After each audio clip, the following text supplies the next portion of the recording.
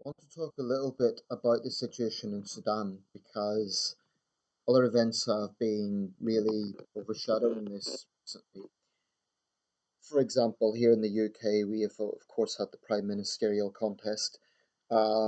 We have had the Trump state visit. We've had the 75th anniversary of the Normandy landings and 30th anniversary of Tiananmen Square in international media, along with other things have been overshadowing the G20 in Osaka, the Trump Kim meeting on the BMZ border.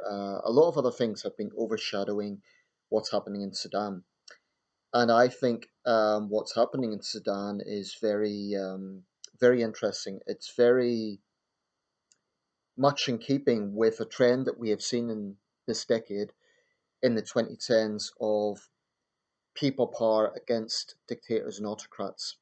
Now I'm going to get into more details with that in a later video and my thoughts on it, but just want to read a little article from the London Times on the latest development.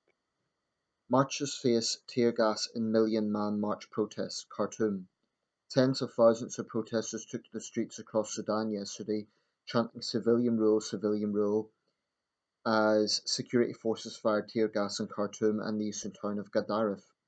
The Million Man March is being seen as a test for protest organisers whose movement was set back by a lethal June 3rd raid on a Khartoum sit-in, which I want to come to in a second, and an internet blackout that has curbed their ability to mobilise support.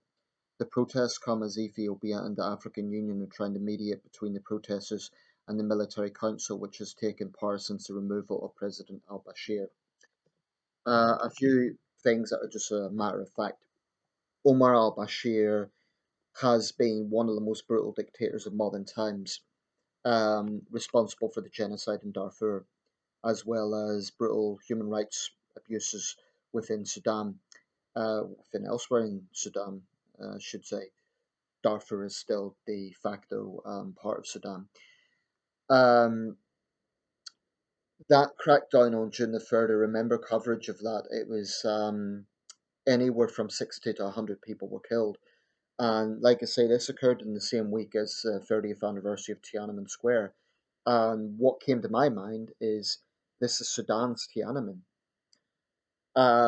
That's not to say that there hasn't been bloody massacres in Sudan before. Of course, there have during the very costly two civil wars. The first from 1955 to 1972, the second from 1983 to 2005. They are among the deadliest conflicts of modern times anywhere in the world, cumulatively reaching well over 2 million dead, many from starvation, but many violently as well. Um, Now, of course, Sudan's a smaller country than it was since the partition in 2011. What I find interesting about this is that it seems to be a genuine move against Islamism. Um, Bashir was an Islamist, his regime was Islamist. What is encouraging about the protests, the nature of the protests, a large number of women are taking part.